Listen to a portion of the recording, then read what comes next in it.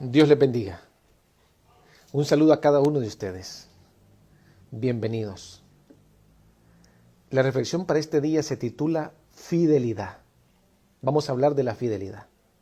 Este sermón está dedicado al tema de la relación del miembro con los principios de la iglesia. A veces nos jactamos de que no nos avergonzamos del evangelio de Cristo. Pero tal vez ese evangelio se avergüenza de nosotros por las fallas en nuestra fidelidad a los principios de Cristo, de Dios y su iglesia.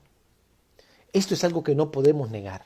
Isaac en Génesis 26, 18 dice que él cavó los pozos antiguos y los llamó con los mismos nombres que tenían. Al comienzo de un nuevo día, hermano, es bueno rever nuestros antiguos principios bíblicos, cavarlos nuevamente y llamarlos por los mismos nombres antiguos. Debemos entender dos cosas antes de cavar. Número uno, ¿qué es fidelidad? Número dos, ¿cuál es la posición de la iglesia hoy en el mundo? ¿Qué fase vive? Porque Dios une y Satanás separa. Dios desea la unidad, Satanás desea la división. La iglesia es el instrumento principal que Dios tiene en este mundo para unir y conseguir unidad en la familia, en el miembro, en la iglesia, persona a personas y lo principal, personas con Jesús. Satanás intenta denigrar la imagen de la iglesia usando diferentes métodos. Por desgracia, hoy el mundo se pregunta, ¿se puede confiar en la iglesia? Esto compromete la fidelidad del miembro a la iglesia. El propósito de este sermón, hermanos, es hacer que el miembro reflexione sobre su situación y busque una reconsagración para dedicarle a Dios y a su iglesia una fidelidad verdadera. Primero veremos cuál es la posición de la iglesia. ¿Cuál es la posición de la iglesia en el mundo hoy? ¿Y qué fase vive? Los sociólogos suecos, Ernesto Tosch y Max Weber, ellos presentan con propiedad que todas las iglesias pasan por 4 fases y que la fase de una iglesia ejerce una influencia y mucho en la fidelidad de sus miembros. O sea, la fase de la iglesia afecta la posición del fiel. Veamos estas fases y analicemos en qué fase está nuestra iglesia, la iglesia local. La primera fase, dice Ernesto y Max, dice que le llaman fase hombre. Un hombre de personalidad fuerte descubre verdades, llega a conclusiones y siente la necesidad y el deseo de compartirla con otros.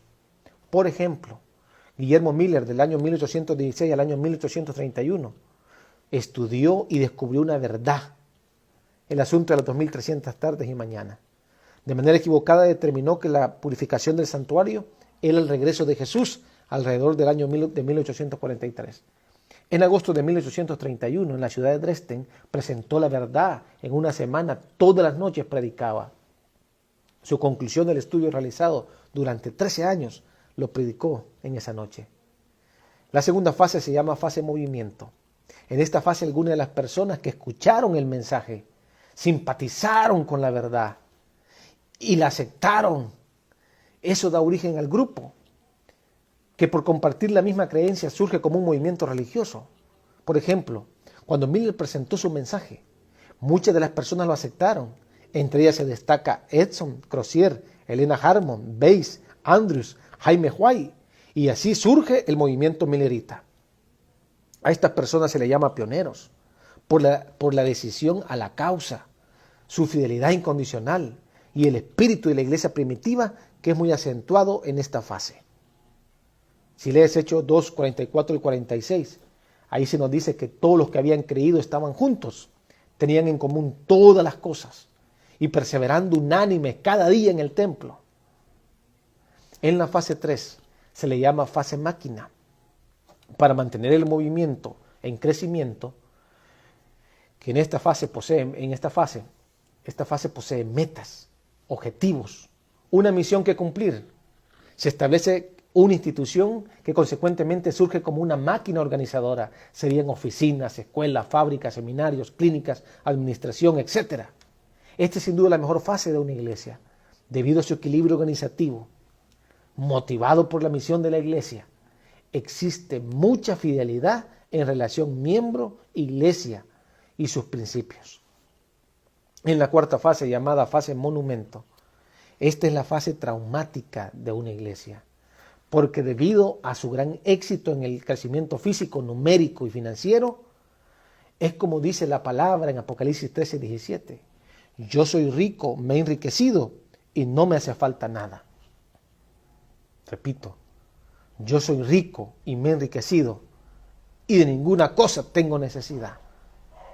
Surge una crisis entonces en la iglesia y gradualmente se pierde el sentido de misión y se pierden los números. En esta fase hay síntomas específicos. Número 1, hay comodidad por parte de sus miembros. 2, hay satisfacción con el presente, se pierde el sentido de misión, se pierde el interés por el evangelismo. Muchas actividades sociales se dan, pero sin objetivo evangelístico. Hay apego en las tradiciones y costumbres y se olvidan los principios. La fidelidad del miembro está comprometida, pierde el sentido de utilidad para con la iglesia. Un sentimiento de insatisfacción le invade el alma y se hace vulnerable. Veamos un ejemplo que está bien cerca de nosotros. A fines de la década de 1950, las iglesias protestantes debatieron entre sí para buscar un medio de sacar a la iglesia del letargo espiritual. Vivían la fase 4 a plenitud. El culto se hizo monótono y sin vida. Los seminarios cerraron. Los miembros abandonaron la iglesia. Y los pocos miembros que se quedaron permanecieron, pero violando los principios abiertamente. ¿En qué fase se encuentra tu iglesia? Yo creo que la iglesia adventista está en la tercera fase. La iglesia crece, su institución avanza. Muchas personas se bautizan diariamente, se establecen metas y con el poder de Dios pronto se alcanzarán. Pero no podemos negar que hay síntomas de la cuarta fase entre nosotros. No podemos tapar el sol con el tamiz, no podemos tapar el sol con el dedo. Analicemos con cuidado nuestra historia y veremos que esta es nuestra realidad. ¿Vamos a maquillarnos o vamos a hacer cirugía? Algo urgente tiene que hacerse.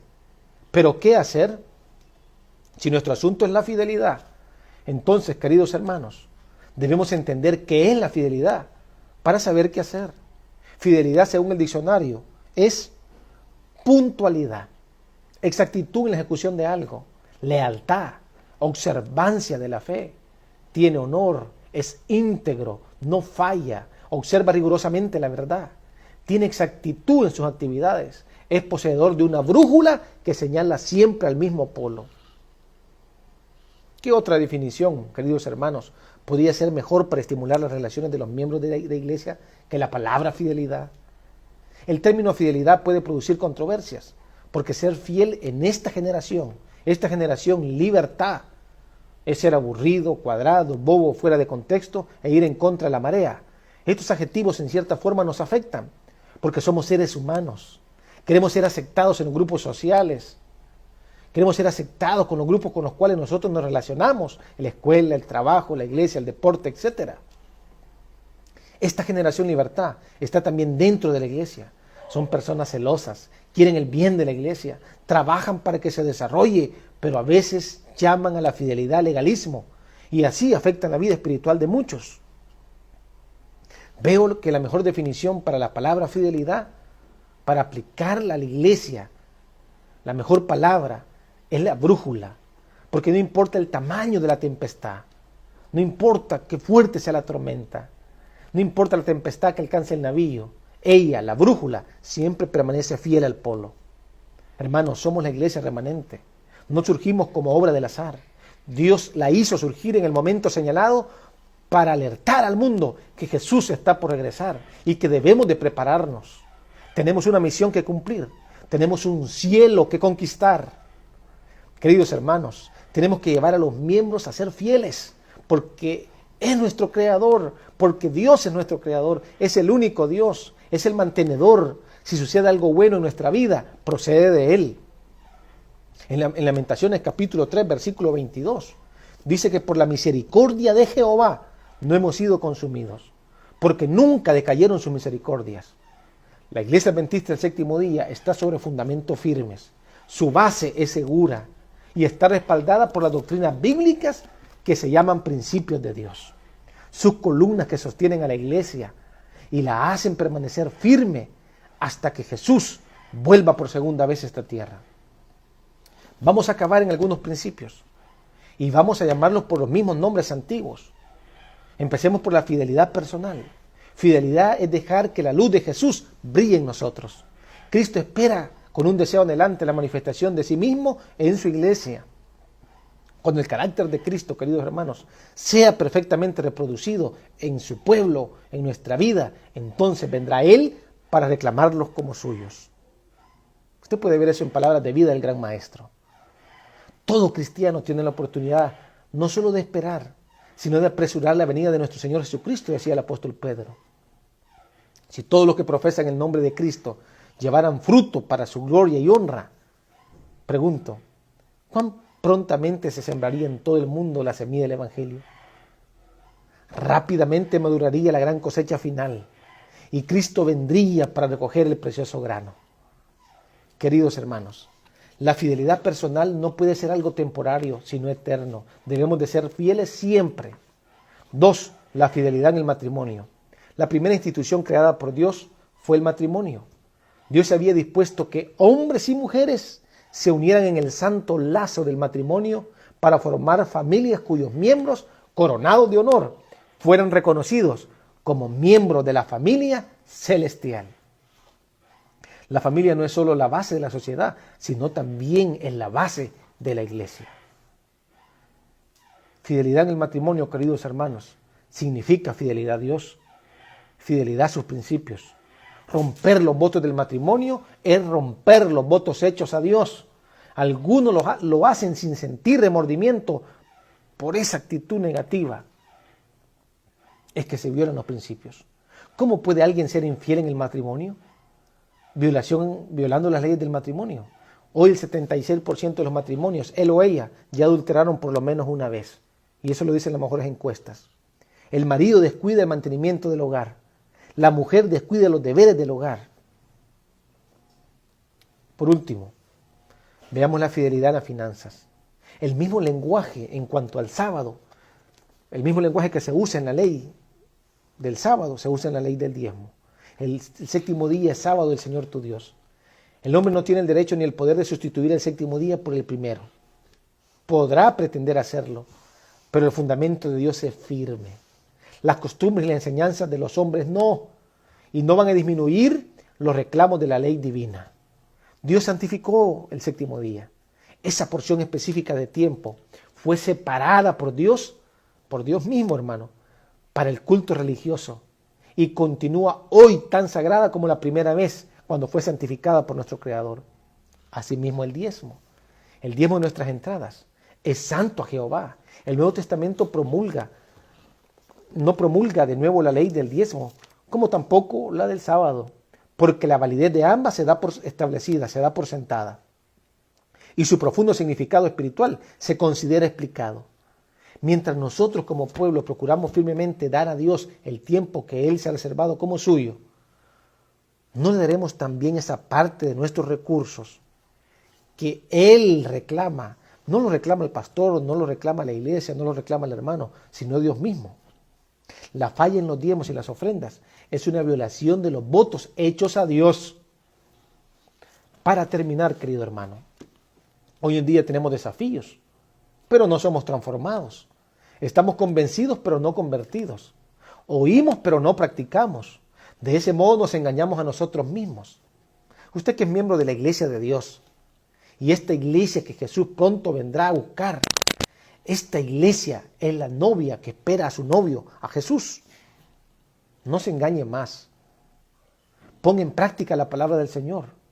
No solo lea la receta, sino aliméntese aliméntese sólidamente de la palabra del Señor. El llamado de Dios, hermanos, es que cada uno de nosotros nos santifiquemos, porque mañana el Señor hará grandes maravillas entre nosotros. Será maravilloso cuando Jesús regrese y nos diga: bien, buen siervo fiel, sobre poco has sido fiel, sobre mucho te pondré. La promesa del Señor es para nosotros: sé fiel hasta la muerte, y yo dice el Señor, te daré la corona de la vida. Que Dios te bendiga.